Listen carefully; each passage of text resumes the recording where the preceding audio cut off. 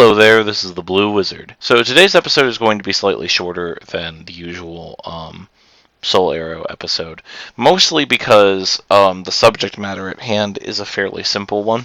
So quickly I want to summarize my magic history, why I started using magic, and then we'll talk about how I use magic, which is something that most of the people who've been watching this have been interested in, but I haven't talked about it yet for various reasons that I'll get into. Basically, my use of magic began with the martial arts. I started. The Grand Master of the style I started learning came into the dojo one day, and he had us say to ourselves with our arms stretched out, I'm weak, I'm weak, I'm weak, I'm weak, 10 times. And then he would have us resist as he pushed our arms down. And this was to demonstrate the effect that your own internal language could have on your strength. And he had us then say that we were strong 10 times. I'm strong, I'm strong, I'm strong, I'm strong.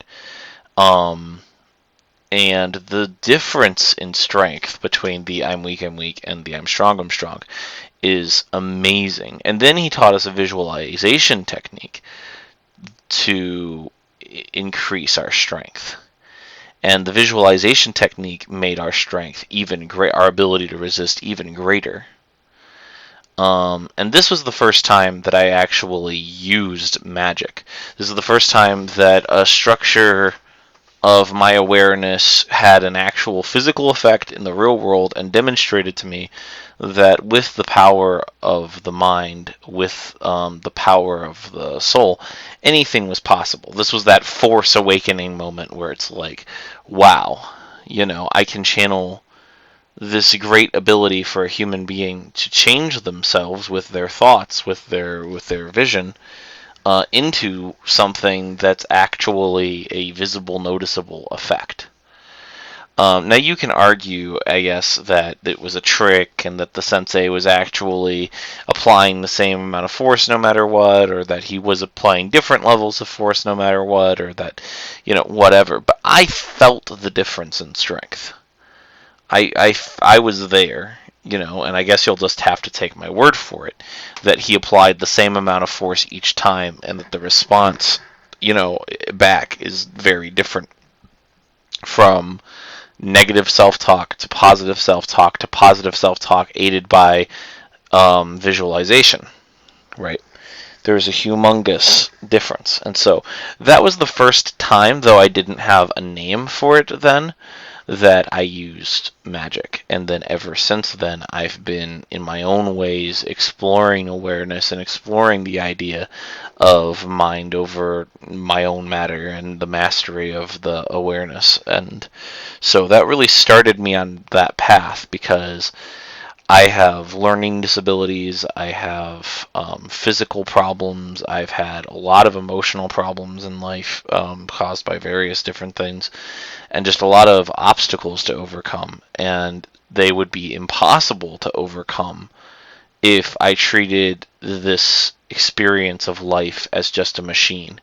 Oh, this is just a chemical machine. I can't change it or influence it. Only the universe decides. If I adapted that stance, that philosophy, I wouldn't be in a position to overcome the things that I've overcome and survive the things that I've survived. Only through the belief in the transmutative properties of the human soul have I managed to overcome. Only through the grace that magic has lent me have I managed to survive this long. And so constantly tweaking my awareness, meditation, hypnosis, etc., while there are people in my life who, would probably say that they don't see much of a difference externally, there's a world of difference in terms of what I'm capable of doing from before I started doing magic. So, and remember, it's still very early days. I've only been formally studying magic, like actually calling myself a wizard, for the past 5 years. Before then, I just dabbled in hypnosis, dabbled in meditation, dabbled in researching this or that martial art thing. So there was no formal approach to learning magic, and I had no vernacular for magical thinking or awareness altering stuff before I got into studying spirituality and the science of altering one's physical behavior with one's mental programming. So that's how me and magic started. I'm heavily influenced by the works and thoughts of Alan Moore in terms of his thinking on what magic is. A lot of my descriptions are copy paste directly from him, because that's what happens when you find somebody that works, in terms of your philosophy, and they match up and they make sense. So Alan Moore, Neil Gaiman is another big influence. Taoist philosophy, as I've explained in previous videos, is a humongous influence. Star Wars is a huge influence. Various animes are a huge influence. Like, I take influence from everything that I think could work, basically.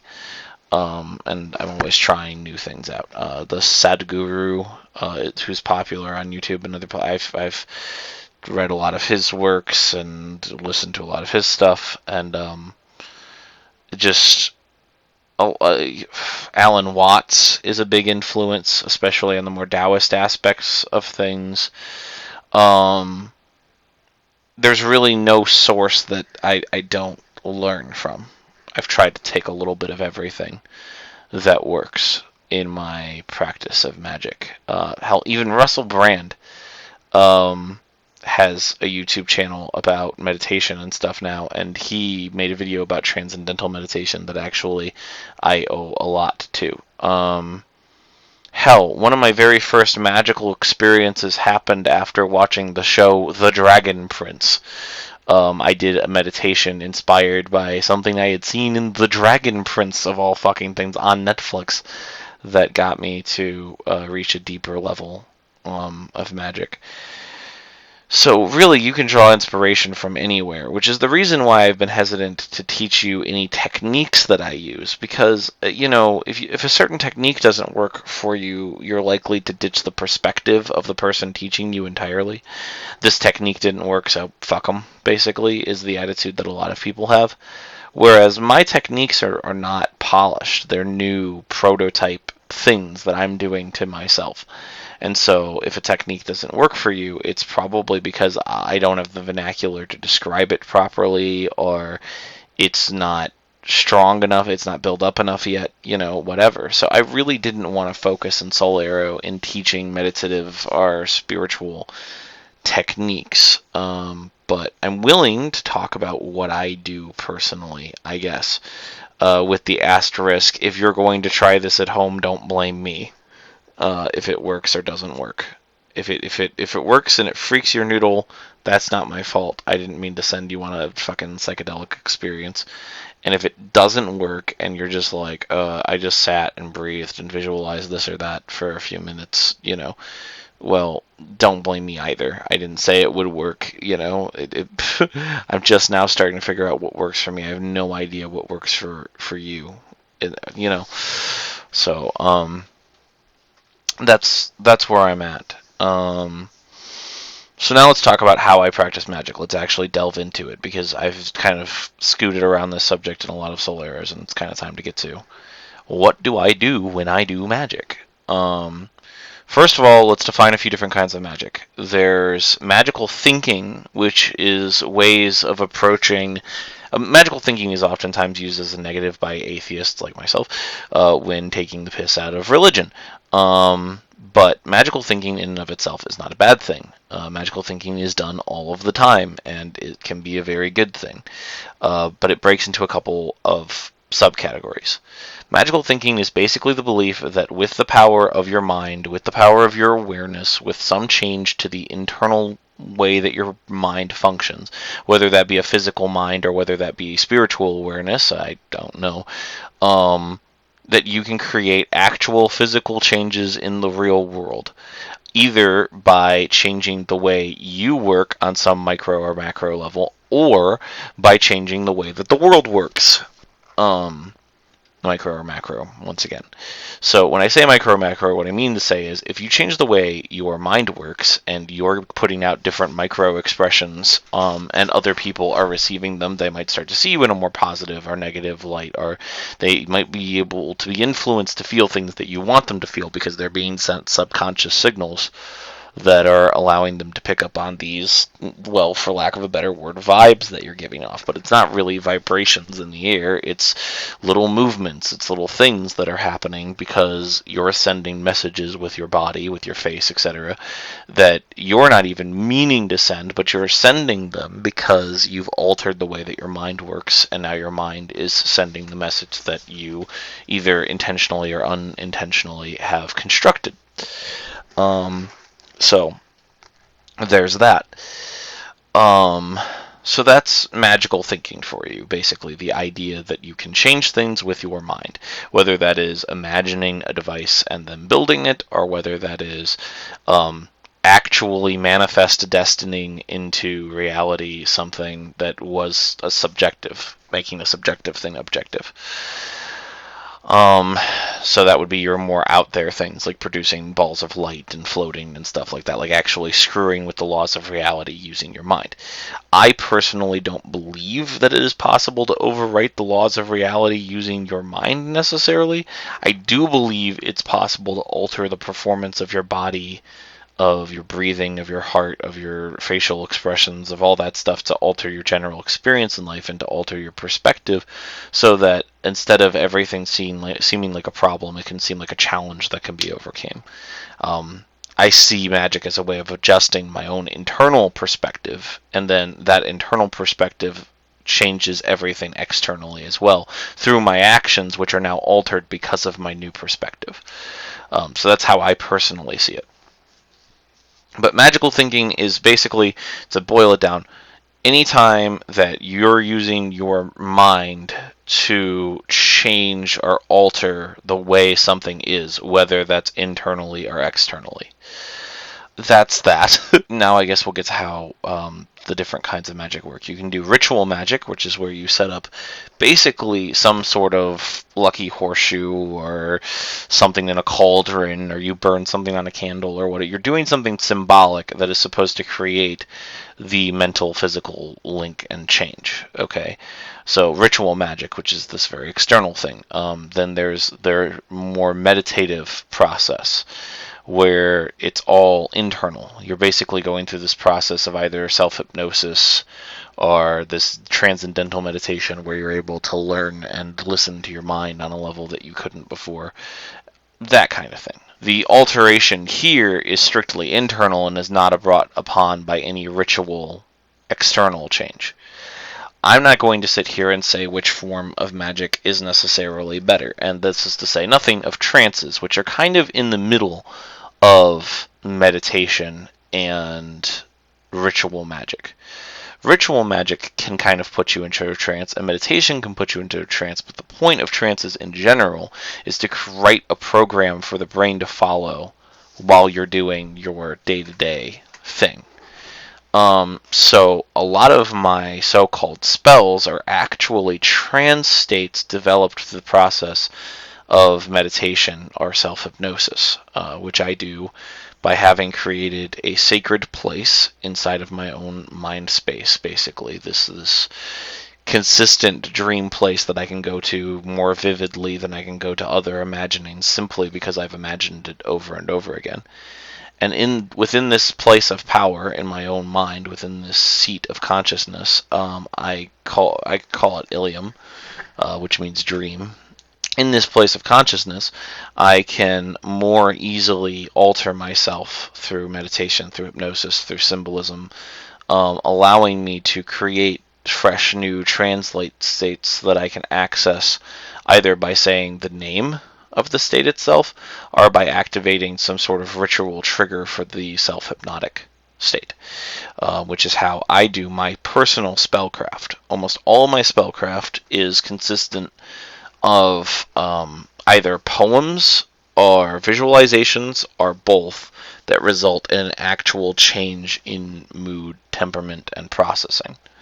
So that's how I use magic is basically I take a few deep breaths, I access Ilium, my magic place, and I weave a combination of words or symbology or what have you to create new trance-like mind states that allow me to do anything from calm myself down in a stressful situation to make my body more flexible, more energetic, less pain when I need it to just generally being more sensitive to listening better.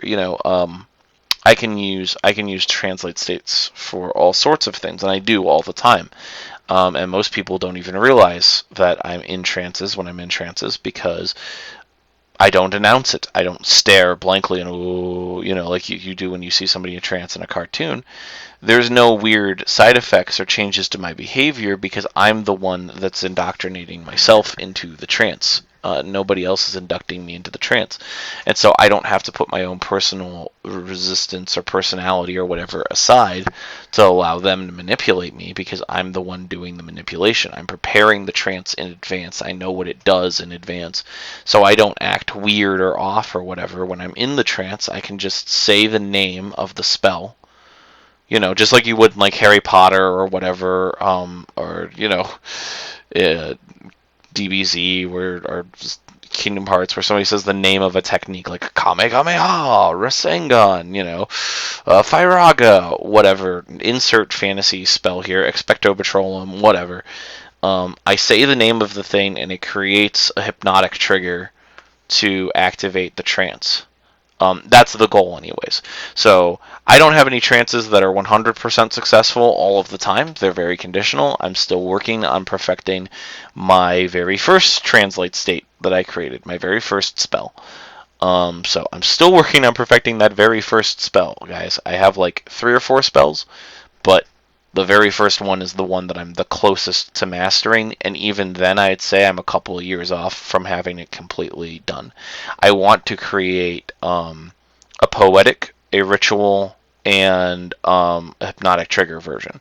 So basically, an internal, an external, but I can do it just with my voice, and an actual ritual version that requires external forces to create an even deeper level of that original trance. So just perfecting one spell, guys, can take a year or 2 of work, which shouldn't be intimidating. I mean, if you're just doing ritual magic to do ritual magic and you're not worried about creating these deep, hypnotic, meditative, trance-like states, and being able to call upon them instantaneously, it is possible to do ritual magic and perfect a ritual within 7 or 8 times of practicing it, where it's like, okay, I know what I'm doing. I light this candle, I write this down on a paper, I do this thing. Very easy. Very easy theoretically to perfect a spell. If you're using ritual magic. Similarly with meditation, maybe it takes 3 or 4 months, but if you're just mastering a meditation, transcendental meditation or something like that, then it might not take you very long at all. But if you want to perfect a certain way of being, you're trying to pursue a singular feeling or emotion or a singular way of being through the effort of crafting a word or a spell or something like that of power, it can take a long time to perfect. I have a few spells that I've created. The first spell that I ever made is called Kinoflare, meaning friend of fire, and it is a technique which allows me to put myself in a state of absolute comfort. Not only do I feel completely comfortable, but I also am able to create kind of this this comforting glow around myself that helps other people feel comfortable too. Now you can see this one of 2 ways. You can see this as, one, I'm actually affecting some dimension of reality where I'm influencing their zeitgeist, their mind, their soul through my own energies, which has nothing to do with what I'm physically doing. In other words, I could sit doing nothing and my energy would be radiating comfort. And that energy is the thing that's affecting them.